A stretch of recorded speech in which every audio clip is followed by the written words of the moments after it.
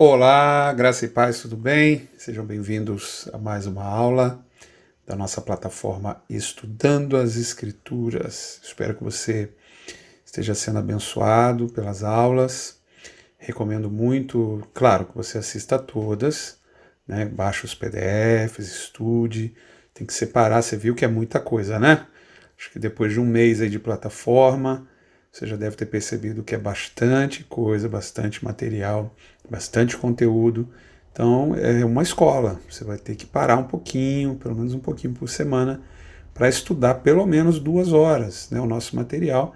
Senão vai se acumulando e eu estou seguindo uma ordem lógica, eu estou seguindo uma continuidade. Então as aulas da semana que vem, da outra semana, elas começam a acumular se você não tiver os pré-requisitos, vai facilitar muito mais a compreensão das próximas aulas, né? O fato de você ter estudado as aulas anteriores, ok? Então não deixa acumular o material, não deixa acumular os assuntos, vá construindo conhecimento junto comigo para você não pegar o bonde andando, ok? Nas próximas aulas. Bom, falando nisso, né, para a gente entrar na nossa aula de hoje, Lei e Graça, né, uma introdução. É só uma introdução, porque esse é um assunto vastíssimo, mas eu quero lançar as bases, os fundamentos. Eu quero que você, pelo menos, entenda o início, o princípio, a introdução desse assunto. Mas já para você entender legal, entender bem esse assunto, eu recomendo que você volte ali na graça de Deus, né, na aula sobre a graça de Deus, nesse mesmo módulo, arrependimento, lá no módulo Fundamentos, e também ouvir Pai, Amigo, Juiz, no módulo de intercessão, e o treinamento de iniquidade, se possível, o treinamento completo de 3 horas, lá no módulo de libertação, ok? Isso tudo vai ajudar você a construir todo o arcabouço, né, teológico de conhecimento e de revelação para você entender melhor o que nós estamos falando aqui nessa aula, ok? Eu começo ali com Hebreus 12, 18 a 24, que diz assim: Vocês não chegaram ao monte que se podia tocar, que não se podia tocar, e que estava em chamas, nem em trevas, a escuridão, a tempestade, ao soar da trombeta e ao som de palavras tais que os ouvintes rogaram que nada mais lhe fosse dito, pois não podiam suportar o que lhes estava sendo ordenado. Até um animal, se tocar no monte, deve ser apedrejado. O espetáculo era tão terrível que até Moisés disse: Eu estou apavorado e trêmulo. Mas vocês chegaram ao Monte Sião, a Jerusalém celestial, a cidade do Deus vivo. Chegaram os milhares e milhares de anjos em alegre reunião, a igreja dos primogênitos cujos nomes estão escritos nos céus. Vocês chegaram a Deus, juiz de todos os homens, aos espíritos dos justos aperfeiçoados, a Jesus, mediador de uma nova aliança, e ao sangue aspergido, que fala melhor do que o sangue de Abel. Esse texto nós vamos destrinchá-lo muito ainda, especialmente nas nossas aulas a respeito de cortes celestiais, lá no módulo de adoração e intercessão, e também de batalha, né? Um assunto que ele transita entre a batalha e a intercessão. Tá? Uma hora vai estar lá, outra hora vai estar aqui, dependendo do foco que a gente vai dar na aula, ok? Mas isso aqui está falando do dia, lá em Êxodo 19, se você assistiu minha aula Pentecoste, dos Pentecostes, você me viu falando do primeiro Pentecoste e do segundo Pentecoste. O primeiro Pentecoste foi esse dia aqui, em Êxodo 19, que ninguém podia tocar o monte, trombetas, escuridão, tempestade, chamas. Se alguém encostasse no monte, ia ser apedrejado, ia ser morto. E nós fomos chamados, na verdade, ao Monte Sião, que é onde estava o cenáculo, mas Sião também fala do monte do trono de Deus. Tudo em Jerusalém, né? Tudo ali em Israel, em Jerusalém, reflete realidades eternas e espirituais. Na verdade, até a própria palavra Jerusalém em hebraico é Yerushalayim, e im é o plural em hebraico, né? Como se fosse o nosso S no final das palavras. Então, na verdade, o próprio nome da cidade é Jerusalém, porque fala da Jerusalém de cima e da Jerusalém de baixo. E muita coisa que ocorreu em Jerusalém e ocorre até hoje. É um sinal, é um símbolo do que ocorre na Jerusalém celestial, na Jerusalém eterna. Então, o Monte Sião ali em Jerusalém, ele reflete o Monte Sião, o trono de Deus, o monte do trono de Deus.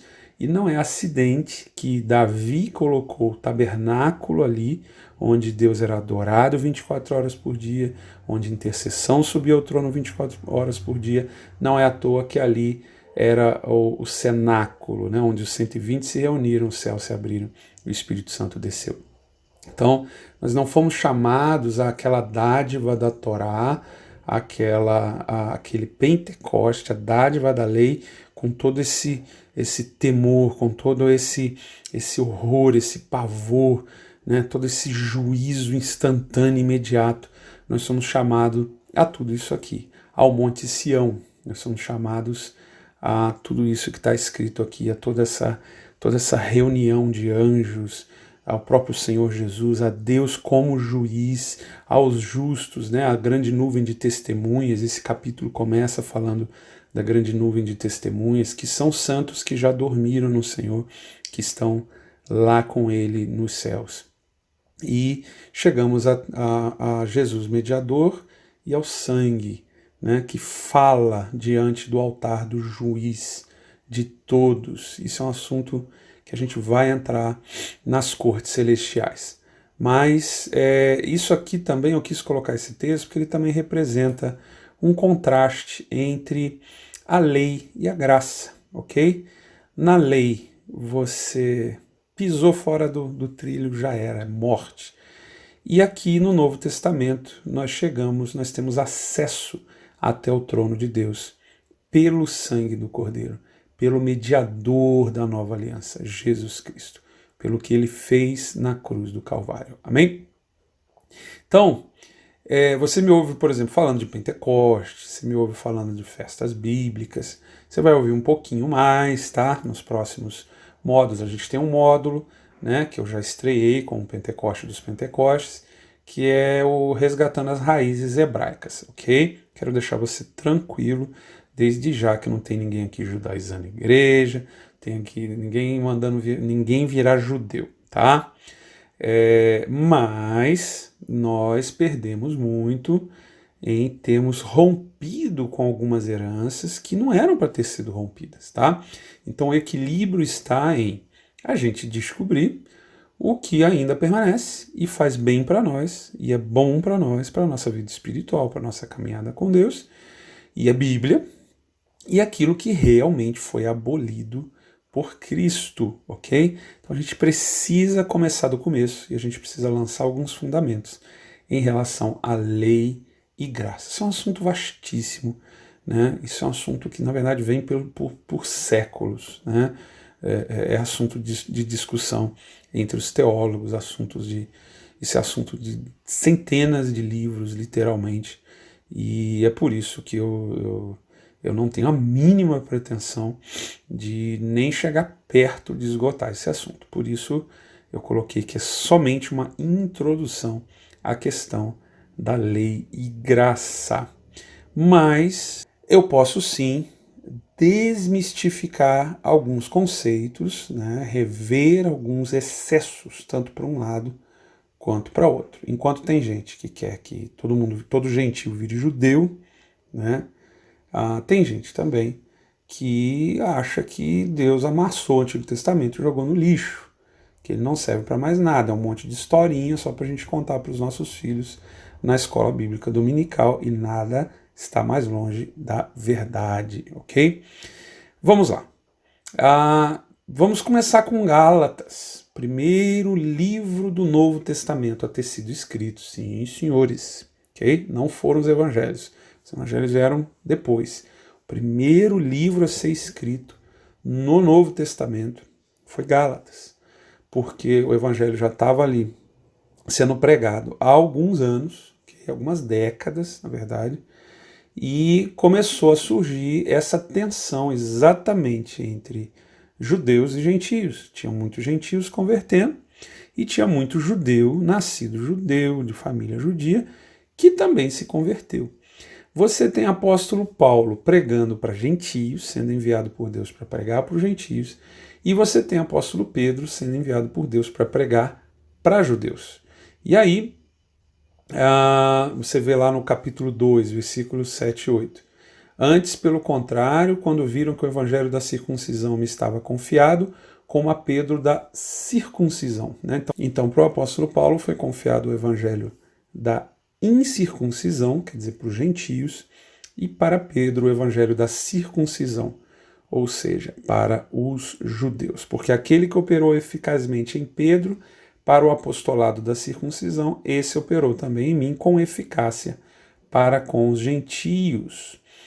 Aí vamos pular lá para o capítulo 3, você leia Gálatas inteiro, tá? Vale a pena, você vai ver toda essa questão. Paulo, inclusive, repreende Pedro porque ele estava tentando fazer gentios se tornarem judeus, e aí depois ficou ali no meio dos gentios, meio que querendo passar a perna em Paulo, dissimulando. O apóstolo Paulo repreende Pedro na frente de todo mundo. Paulo não era fácil, não. Gálatas 3,19 diz: logo, para que a lei? Foi ordenada por causa das transgressões, até que viesse a posteridade a quem a promessa tinha sido feita, e foi posta pelos anjos na mão de um medianeiro. Então Paulo, você vai ver ele aqui argumentando exatamente sobre essa necessidade dos gentios observarem a lei ou não.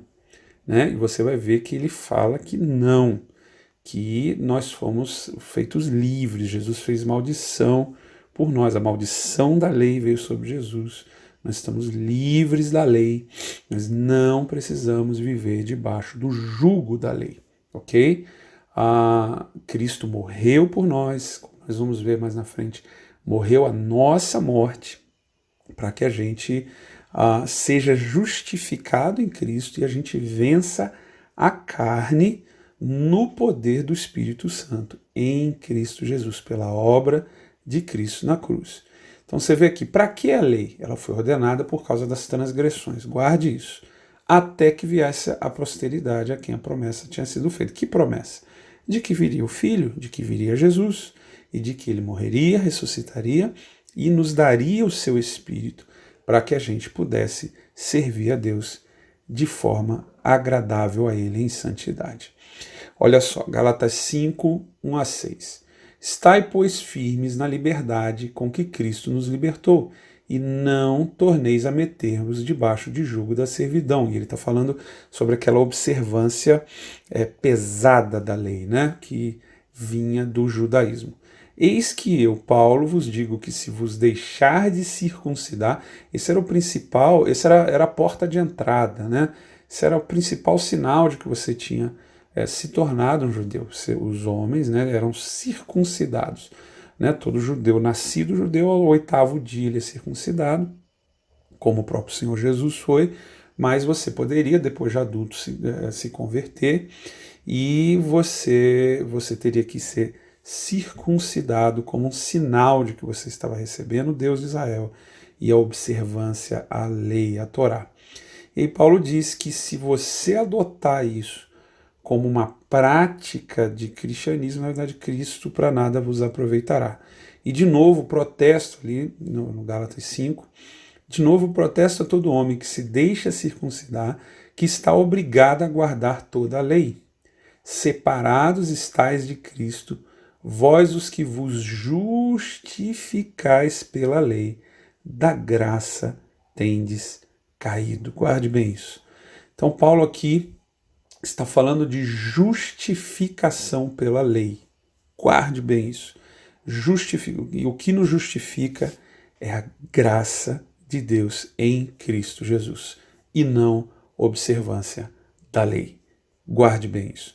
Porque nós, pelo Espírito da fé, aguardamos a esperança da justiça. Porque em Jesus Cristo, nem a circuncisão, nem a incircuncisão tem virtude alguma, mas sim a fé que opera pelo amor. E aí você vem aqui, versículo 14. porque toda a lei se cumpre numa só palavra, nesta: amarás o teu próximo como a ti mesmo. E aí ele começa a falar das obras da carne, como nós vencemos as obras da carne, andando no Espírito. Então, aqui em Gálatas, como eu já disse, Paulo ele começa repreendendo Pedro por tentar fazer os gentios viverem como judeus, e você vê muitos gentios sendo persuadidos por esse pensamento a se tornarem judeus, a se deixarem circuncidar, e guardar o Shabat, e guardar todas as leis, e mudar para uma alimentação kasher. E, na verdade, o que estava sendo colocado é que você só pode se tornar um cristão, você só pode ser salvo se você guardar todos esses rituais. E Paulo começa a explicar que a graça está em Jesus, na salvação que vem por Jesus. Paulo, portanto, aqui em Gálatas, ele está combatendo o legalismo. O que é o legalismo? Eu guardo a lei, eu trabalho, eu faço, eu me esforço para guardar tudo direitinho, eu observo a lei tintim por tintim, e depois eu venho cobrar conta para Deus. Falo, olha, eu fiz tudo certinho, eu guardei os 613 preceitos da Torá, né, como todo judeu, e agora eu tenho direito ao meu perdão, tenho direito à minha salvação, e nada pode estar mais longe da verdade. Paulo está combatendo esse legalismo. Um judeu chegar para um gentio e falar assim, ó, você só está salvo se você se circuncidar, se você se tornar um judeu, se você observar toda a lei. E Paulo vem, e rasga isso, quebra esse argumento, dizendo, inclusive, o que nós acabamos de ler. Se você se deixar circuncidar, Cristo para nada aproveita. E aí você lê essa epístola, você lê Gálatas, e parece que Paulo está jogando todo o Antigo Testamento na lata do lixo, não é o que parece? Né? Se você não tiver em mente que Paulo está combatendo o legalismo, que Paulo está combatendo uma tentativa de salvação pela observância da lei judaica, né, você vai achar isso. Você vai ler Gálatas, você vai achar que, pronto, agora é o Antigo Testamento, né, todas as escrituras, né, todos os livros que o próprio Senhor Jesus chamou de escrituras, né, porque não existia. Esse aqui é o primeiro livro a ter sido escrito no Novo Testamento. O Novo Testamento ainda seria, esse é o primeiro dos 27 que seriam escritos, né? Então não tinha nem Novo Testamento quando isso aqui foi escrito. Todas as escrituras, né, toda a palavra de Deus escrita até aquele momento era o Antigo Testamento, né? Torá, profetas, livros históricos, né? A gente chama de Pentateuco, né? A Torá. Se você não tem isso em mente, então você vai achar que Paulo é contra a lei de Deus, que Paulo é contra o Antigo Testamento. Mas antes da gente ir para o livro de Romanos, para a gente conferir com o próprio apóstolo Paulo se é isso mesmo que ele está dizendo aqui em Gálatas, se ele está indo contra a lei de Deus, ou se ele está indo contra o legalismo, a tentativa de ser salvo pela observância das leis, ok? Ou se ele está jogando fora a lei. Mas antes da gente ler Paulo, lá em Romanos, o próprio apóstolo Paulo, vamos ler o que o próprio Senhor Jesus, né, o Senhor de Paulo e o nosso Senhor, falou a respeito das Escrituras, né, muitas vezes chamado de leis e os profetas, a lei e os profetas.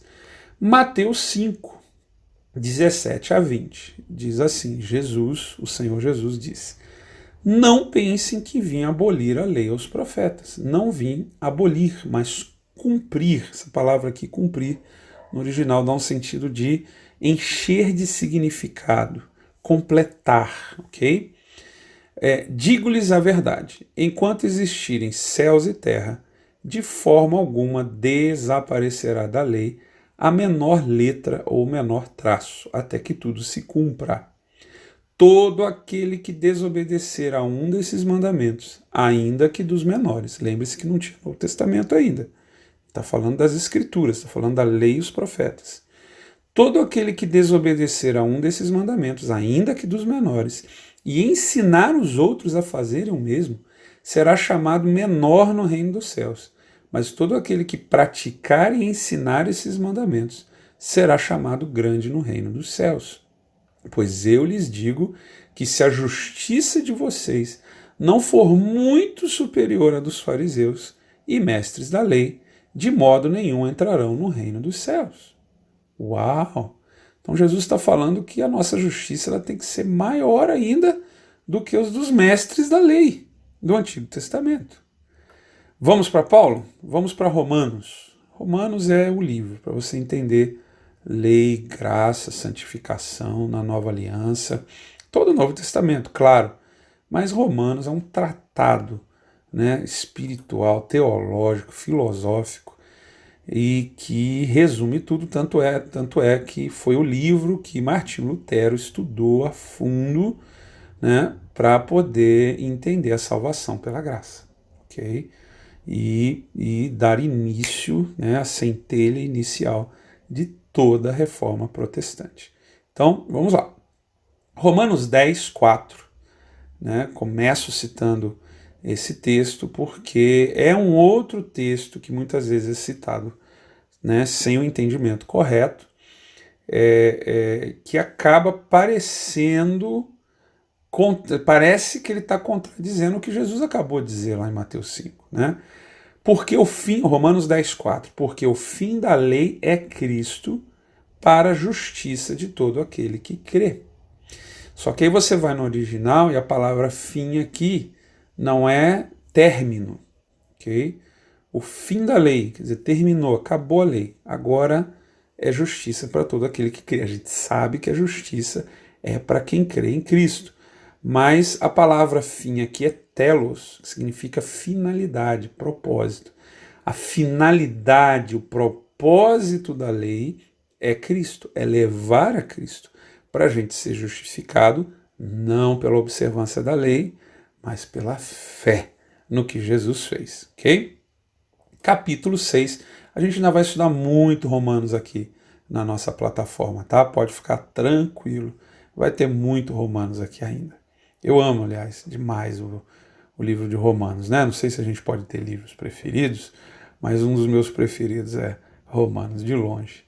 Capítulo 6, morremos para o pecado, né? Paulo começa a argumentar, começa a falar sobre como nós morremos para o pecado junto com Cristo. Como o velho homem morreu em Cristo, ok? Jesus não morreu só por nós, ele morreu a nossa morte. Era para nós morrermos, e ele morreu e a gente morreu com ele. É mais do que morrer por nós, a gente morreu com ele. Quando nós cremos, é essa realidade que é conferida a nós pelo Espírito. E, na verdade, nós selamos isso no batismo. Ele fala do batismo lá no capítulo 6. Né? Nós somos batizados na semelhança da morte de Jesus. Então, a velha natureza, o velho homem, ele foi morto com Cristo e sepultado no batismo. O batismo é um sepultamento. A gente vai falar mais, vai ter aula sobre batismo, né, no módulo Fundamentos, mas eu já resumo aqui para você. O batismo ele é o sepultamento do velho homem. E isso é poderosíssimo, porque logo depois vem a ressurreição do nosso espírito para uma nova vida. Mas agora vamos ler aqui comigo Romanos 7, capítulo seguinte, do versículo 6 ao 14. Diz assim: Mas agora, versículo 6, mas agora estamos livres da lei, pois morremos para aquilo em que estávamos retidos, para que sirvamos em novidade de espírito e não na velhice da letra. Que diremos, pois? Olha só. Deus matou a nossa carne, o nosso velho homem na cruz em Cristo, para nos dar novidade de espírito, para você não tentar nem ser salvo, muito menos perdoado, né? E muito menos viver em santidade na velhice da letra, observando a letra fria, cumprindo, tentando, né, cumprir, porque ninguém consegue, na força do braço, né, os preceitos da lei de Deus. Ninguém consegue. Por isso que nós morremos, né, estamos livres, morremos, para que a gente sirva a Deus em novidade de espírito. Que diremos, pois? Olha agora o versículo 7. Que diremos, pois? É a lei pecado? De modo nenhum. Mas eu não conheci o pecado senão pela lei. Porque eu não conheceria a concupiscência se a lei não dissesse, não cobiçarás. A lei diz, não cobiçarás. Aí o que acontece no meu coração vendido ao pecado? Eu descubro que eu cobiço. Mas aí o que a lei faz por mim? Nada. Está escrito lá que você não precisa cobiçar. E aí se vira aí, malandro. Só que se eu não tenho o Espírito Santo em mim, eu não consigo vencer a cobiça. Está entendendo? Mas o pecado, olha lá, mas o pecado, né, que já estava em mim, tomando ocasião pelo mandamento, despertou em mim toda a concupiscência, né, toda a iniquidade, porquanto sem a lei estava morto o pecado. E eu, em algum tempo, vivia sem lei, mas vindo o mandamento, reviveu o pecado e eu morri. E o mandamento que era para a vida, veja bem isso, o mandamento que era para a vida, achei eu que era para a morte. Porque o pecado, tomando ocasião pelo mandamento, me enganou e por ele me matou. Ok? Então, não tem nada a ver com a lei. Tem a ver com a minha natureza caída. Tem a ver com o pecado. Agora, a fria observância da letra, como nós vimos lá no versículo 6, ela não faz nada por mim, porque ela não pode fazer nada contra essa natureza caída. Só a morte e a ressurreição de Jesus é capaz de matar o velho homem em mim e me fazer ressuscitar para a nova vida. Agora, olha lá o versículo seguinte. Assim, a lei é santa, o mandamento santo, justo e bom. Aí você linka isso lá com Mateus 5, que Jesus disse, e você vê que a bronca deles aqui não é com a lei. A lei é de Deus. A lei é santa. A lei é justa, a lei é boa. Não tem ninguém contra a lei aqui. Agora, estão todos contra o legalismo. Ok? Logo, versículo seguinte: tornou-se-me o bom em morte de modo nenhum. Mas o pecado, para que se mostrasse pecado, operou em mim a morte pelo bem, a fim de que, pelo mandamento, o pecado se fizesse excessivamente maligno. Porque bem sabemos, olha o versículo 14, bem sabemos que a lei é espiritual. A lei de Deus é espiritual. Quem era carnal éramos nós. Mas eu sou carnal vendido sob o pecado. Aí ele começa a dar a solução, né? Já aqui no final do capítulo. E aí nós emendamos em Romanos 8, 1 a 4. Então veja que a lei ela é boa, ela é espiritual, ela é justa. A lei é de Deus, ok? Agora, eu estava vendido, nós estávamos vendidos ao pecado. E a solução para esse corpo do pecado, como Paulo fala aqui, é a morte.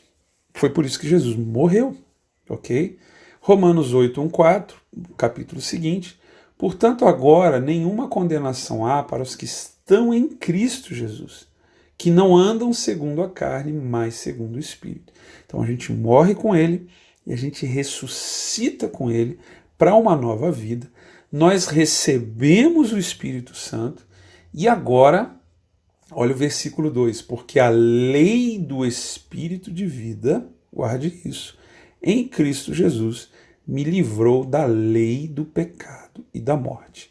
Então veja que a lei do pecado e da morte não é a lei de Deus, não é a lei que nós acabamos de ler no capítulo anterior, que é justa, que é boa, que é espiritual, é lei de Deus, ok? Mas nós estávamos debaixo de uma lei espiritual de morte, a lei do pecado e da morte, né? O velho homem não me deixava viver a lei de Deus. Não me deixava viver os preceitos, os princípios da lei de Deus, que é espiritual, que é boa. O que o judaísmo fazia? Observa aí, se vira, malandro. Guarda tudo, não deixa cair uma letra. Guarda tudinho para você ser justificado diante de Deus. Não adianta, ninguém consegue. ok? E é isso que Paulo fala lá em Gálatas e é isso que ele volta a falar aqui em Romanos. Ninguém consegue se justificar, ninguém consegue ser santo observando isso, ok? Porque, por mais que você fizesse esforço nesse sentido, a sua carne ainda estaria lá, o velho homem ainda estaria lá. E, na verdade, a lei acabava simplesmente denunciando essa carnalidade, denunciando o velho homem. Tá? E por isso os religiosos, eles davam tapa de cal, guardavam a lei no exterior, mas passavam uma pá de cal, davam uma... Estou no 31. Disfarçavam a carnalidade que reinava nos seus corações, a iniquidade que reinava nos seus corações. E foi por isso que Jesus o chamou de sepulcros caiados, né? Por fora parecia super espiritual, por dentro podre, era como um sepulcro, né? Cheio de morte, cheio de podridão, cheio de destruição, porque aquela observância externa não fazia nada por eles espiritualmente no seu coração. Então é isso que Paulo está combatendo tão veementemente em Gálatas e em Romanos, ok? Então veja que tem duas leis aqui espirituais, a lei do espírito de vida e a lei do pecado da morte. Porquanto o que era impossível à lei, visto como estava enferma pela carne, Deus enviando o seu Filho em semelhança da carne do pecado, pelo pecado condenou o pecado na carne, para que a justiça da lei se cumprisse em nós, que não andamos segundo a carne, mas segundo o Espírito. Onde nós queremos chegar? Primeiro, a lei é santa. Eu é que era vendido pelo pecado. Nunca seríamos justificados pela observância da lei, pelo legalismo, né, que Paulo combate em Gálatas. Então veio Jesus, morreu a nossa morte na cruz, nós morremos com ele, ressuscitamos com ele, então recebemos o Espírito Santo, um novo Espírito, para andarmos no Espírito. Então veja que nós não estamos sem lei, nós mudamos de lei, ok? A lei, a lei do Antigo Testamento, ela denunciava o nosso pecado, mas não só no Antigo, no Novo também. A lei denuncia o pecado para aquele que não está no Espírito, ok? Se alguém não está no Espírito, não está obedecendo, não está andando no poder do Espírito Santo, na graça de Deus, para ser santo, que nos empodera para sermos santos, a lei, tanto do Antigo quanto do Novo, tá? Porque alguém fala assim, a gente não está mais na lei, se referindo aos 613 preceitos do Antigo Testamento. Ok, mas o Novo Testamento tem mais de 2.000 preceitos, no estilo não faça isso, não faça aquilo, faça isso, não faça aquilo, viva dessa forma, não viva daquela, tem mais de 2.000. Então, preceito por preceito, o Novo Testamento tem mais de 3 vezes mais do que o Antigo. Então não é essa a questão. A questão é que se eu não ando no Espírito, a palavra de Deus, tanto no Antigo quanto no Novo, está ali para denunciar a minha carnalidade, ok?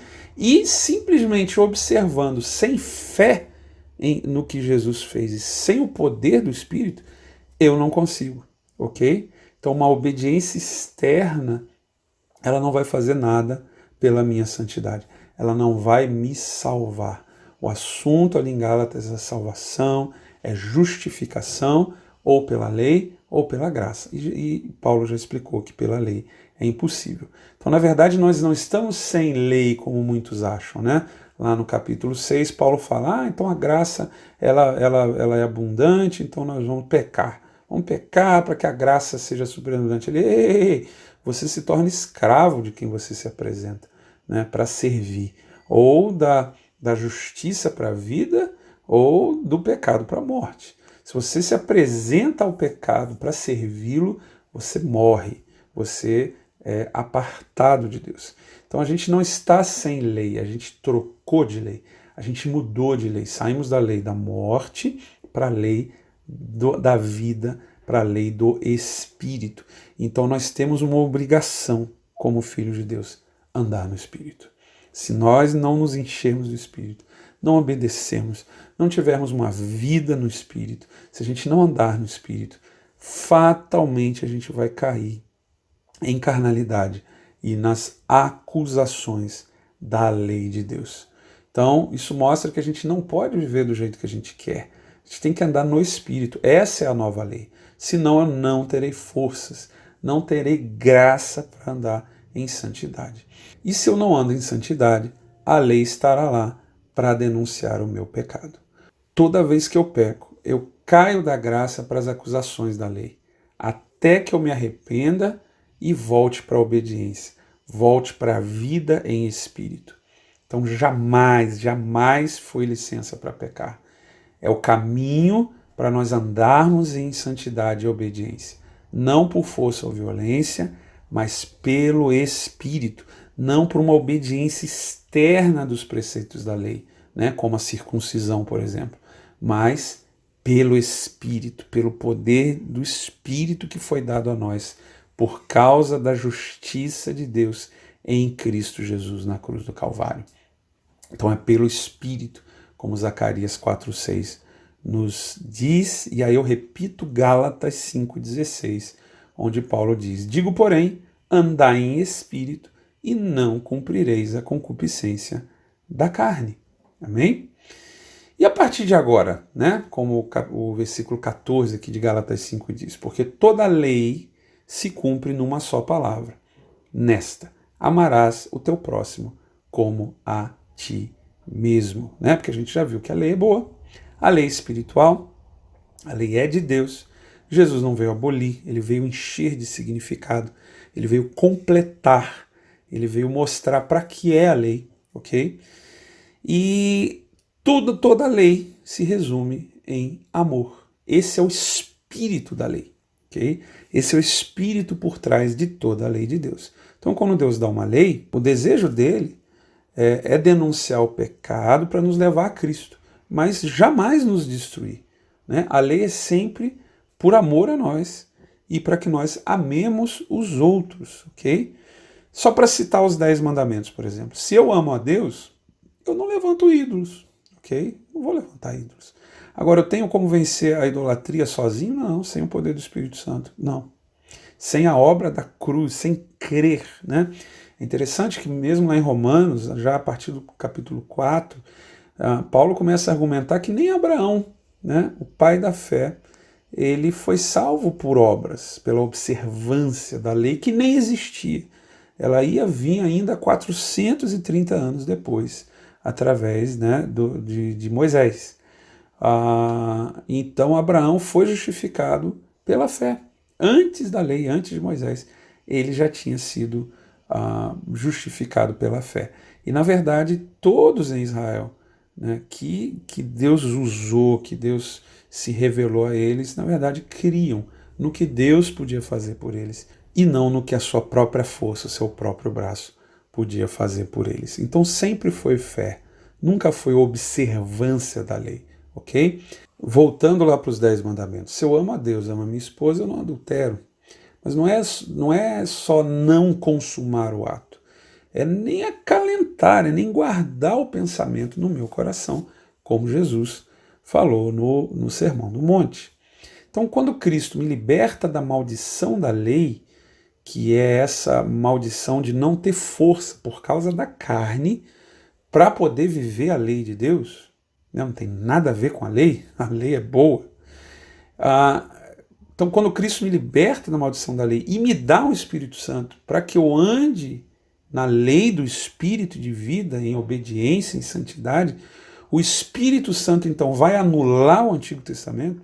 Será que agora eu não preciso nem prestar atenção no que está escrito lá, porque não é para mim, que agora eu estou na graça?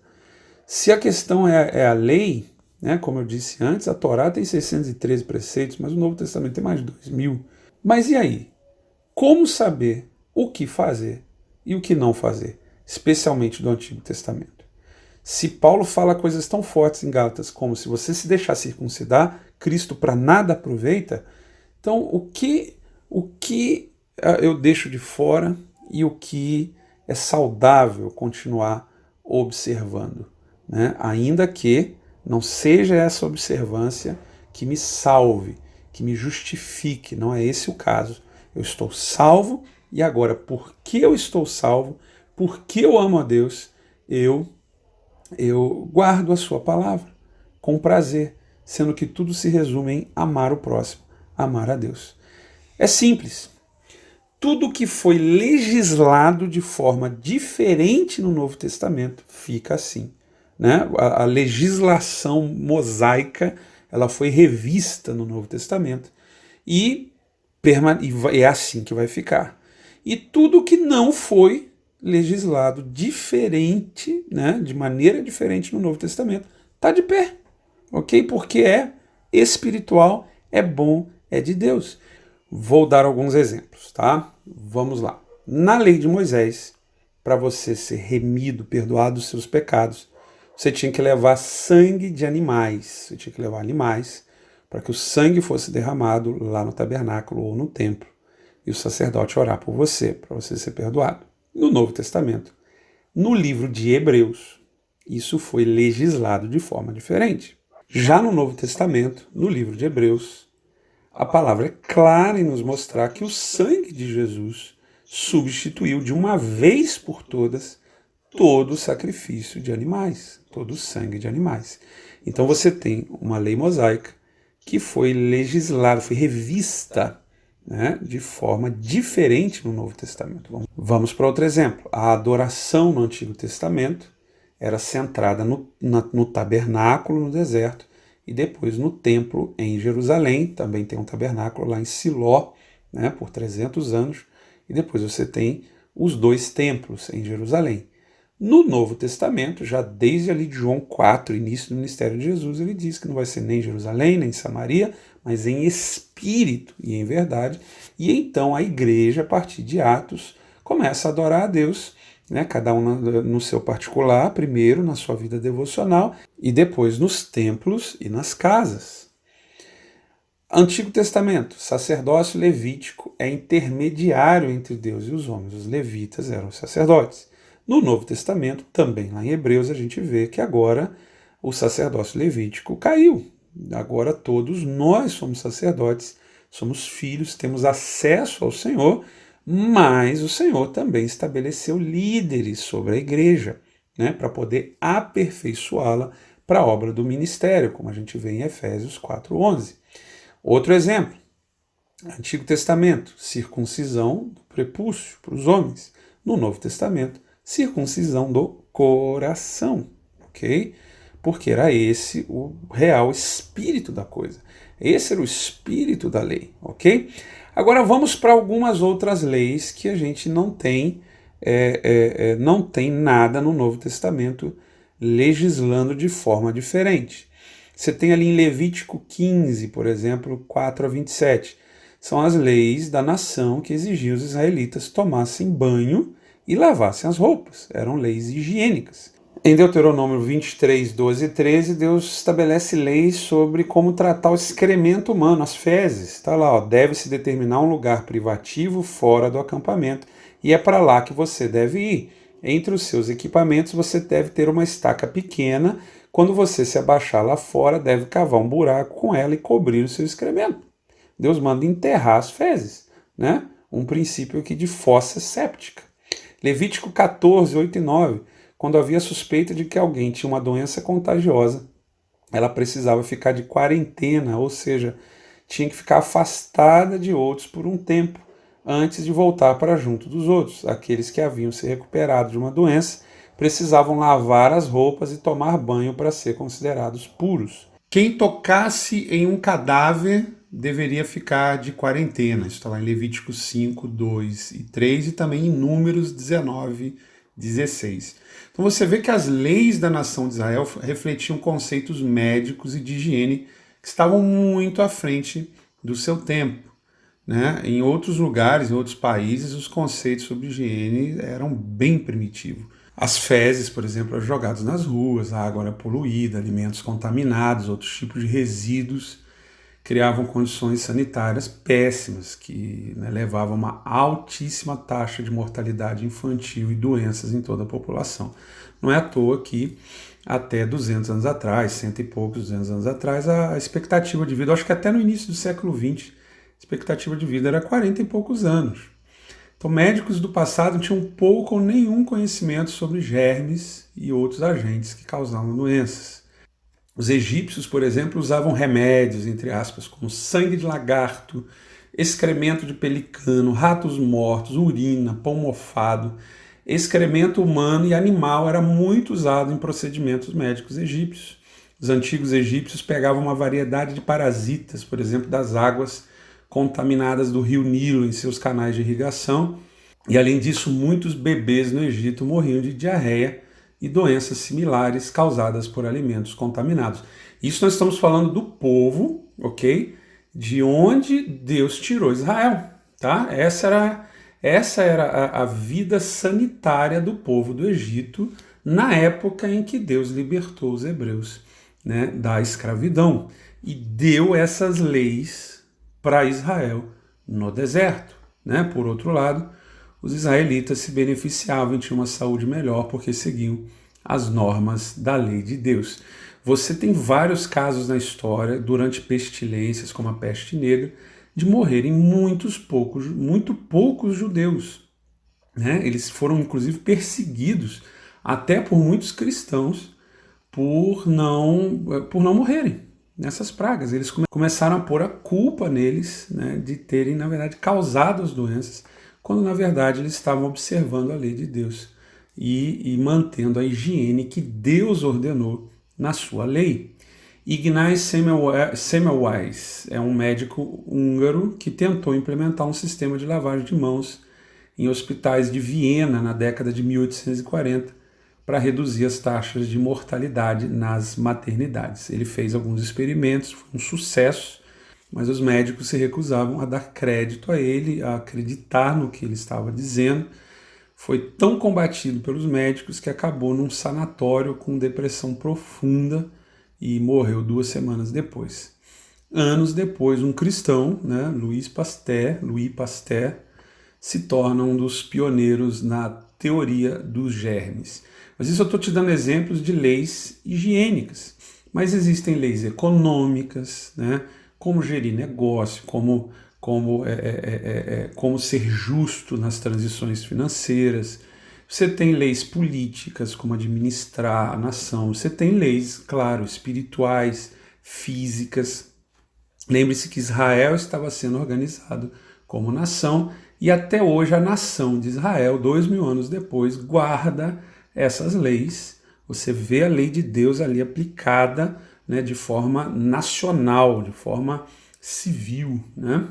Mesmo que um judeu não creia, não seja um judeu, seja um judeu só nas suas práticas, você vê a nação enriquecendo, sendo abençoada, né, alta tecnologia, claro, pela bênção de Abraão, mas também, claro, pela observância dessas leis. Então, para a gente terminar a nossa aula por hoje, só uma introdução, ok? Nós vamos nos aprofundar muito nesse assunto, mas por enquanto eu te deixo só com esse pequeno pensamento. Será que a igreja, será que nossas famílias, será que o nosso país sofre porque nós estamos deixando de lado princípios? Lembre-se que eu não estou falando de uma observância religiosa, ritualística, de uma observância fria, de uma observância para que eu conquiste salvação, conquiste santidade. Não, mas uma vez que eu, pela fé, recebi a graça, recebi o perdão, recebi o Espírito, ando em Espírito, okay? Para não cumprir a carne, amo a Deus, amo o próximo, existem princípios que vão da palavra, que se eu estudo e eu me aproprio deles, lembre-se que Jesus falou em Mateus 5, eu vou ser abençoado, minha família vai ser abençoada. Isso para eu nem começar a citar, por exemplo, a alimentação kasher, as leis da alimentação, né? A alimentação judaica é uma das alimentações mais saudáveis do mundo, né? Deus, por exemplo, fala para você não misturar, na lei, tá? Ele fala para não misturar carne e leite, né? Você vai no Novo Testamento, não tem nada falando sobre isso.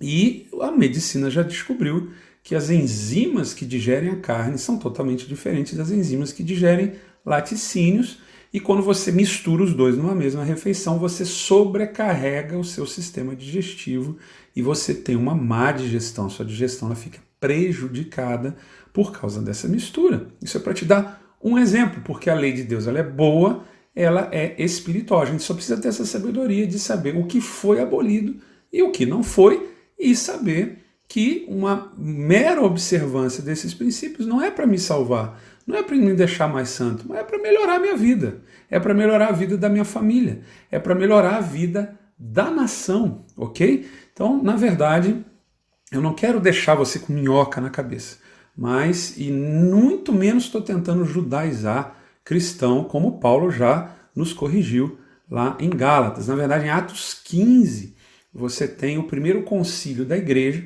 né? Primeira vez que os gentios estavam se convertendo, e os apóstolos, todos eles judeus, se reúnem para decidir o que eles iam mandar os gentios fazerem. E eles todos concordam que eles iam parar. A base, na verdade, para os gentios que estavam se convertendo era não comer sangue, né? Nenhuma carne sufocada, nenhuma carne com sangue, não beber sangue, né? Nem na alimentação e muito menos sacrifício, se guardar da idolatria e se guardar da prostituição, tá? Mas como muitos rabinos messiânicos dizem, isso não é o teto, isso é o piso, isso é o mínimo. A partir daí, você vai conhecendo as riquezas da lei de Deus, os princípios eternos da lei de Deus, que Deus criou para te abençoar. Por exemplo, essas leis higiênicas, as leis da alimentação, as leis das festas, e por aí vai, tá? Então, nas próximas aulas, quando a gente for falar de raízes hebraicas da fé, a gente certamente vai tocar alguns desses pontos, sempre com esse fundamento em mente. Nós estamos falando de salvação, estamos falando de vida abundante, estamos falando de saúde no corpo, na alma, no espírito, estamos falando de economia, estamos falando de higiene, estamos falando de alimentação, tá? Estamos falando de vida abundante, e a lei de Deus completa, Antigo e Novo Testamento, é para isso. Amém? Deus abençoe. Até a nossa próxima aula. Shalom.